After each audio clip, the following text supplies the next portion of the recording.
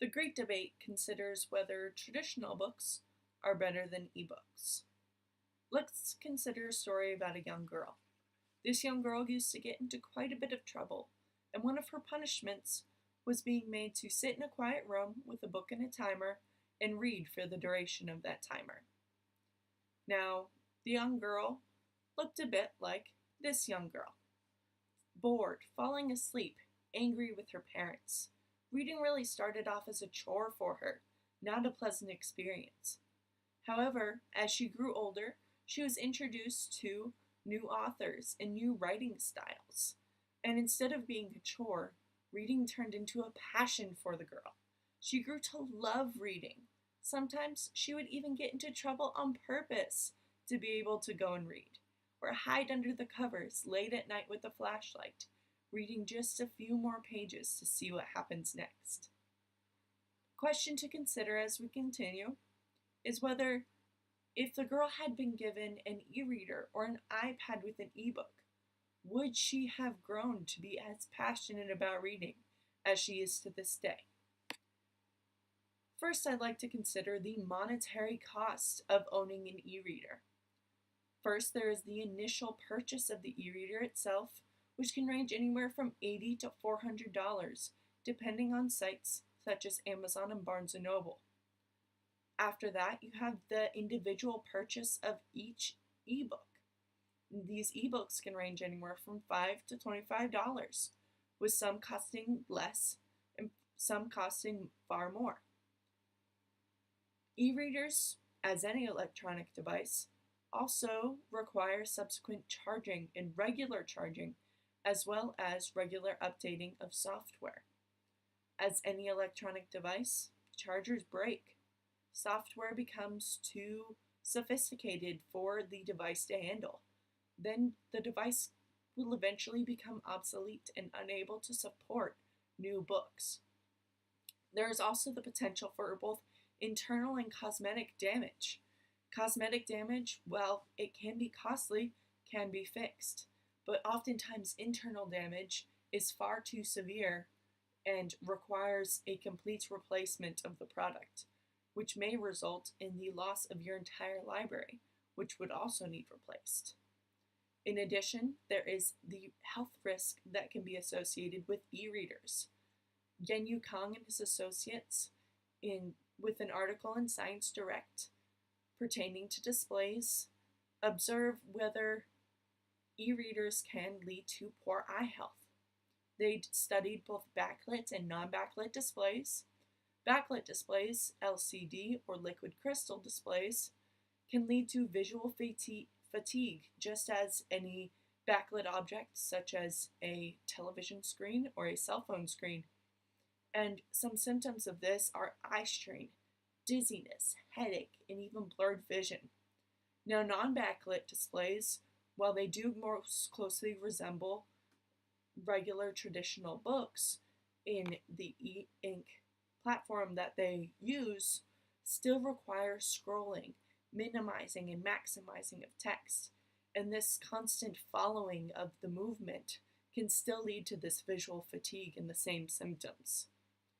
There's also a loss of human connection with ebooks that you just can't get without a traditional book. Traditional books are meant to bring people together, and after you read a book, you can lend it to a friend, and they can lend it to a friend, and you grow this following of this book. And this following, these literary followings, can grow to be enormous, whether it's for things like Harry Potter. Some numbers from Donna Tam over at marketplace.org found that the books alone, the final book alone in the main Harry Potter series, has sold 8.3 million copies within the first 24 hours of its release. Now, these aren't ebook copies. They are just the physical paper and hardback copies. And this has spanned into a play in both London and New York, theme parks in California, Florida, Tokyo, and a movie franchise spanning $7.7 billion in net sales. And this doesn't include any other Wizarding World series. Now the question is, what cognitive impact might ebooks and traditional books have in comparison? In a study by the University of Stavanger in Norway, a study of 10th grade students were given a total of 3,000 words to read and were then tested on the text that they read at the end of the study. Now, those who read from a paper version of the study scored far higher than those who read on an ebook or an e-reader. These students were better able to place details and the order of events. And Faiz Jabrar from Scientific America believes that this is due to it being more difficult to navigate the ebook texts. This may be due to how we were conditioned to read differently online, whether that be articles or social media posts, and we are trained to skim rather than read fully. And this can translate into reading larger texts online, which can result in the loss of information or the misunderstanding of information. There's also the physical presence of books on shelves and stacks on coffee tables, whether it be cookbooks, travel guides, young adult novels, textbooks. They each show something about an individual, whether it's an interest, a hobby, something that they are passionate about. It really shows something about their personality. Books also have kinesthetic properties, smell of ink, the weight of pages read in your left hand with the pages yet to be read in your right.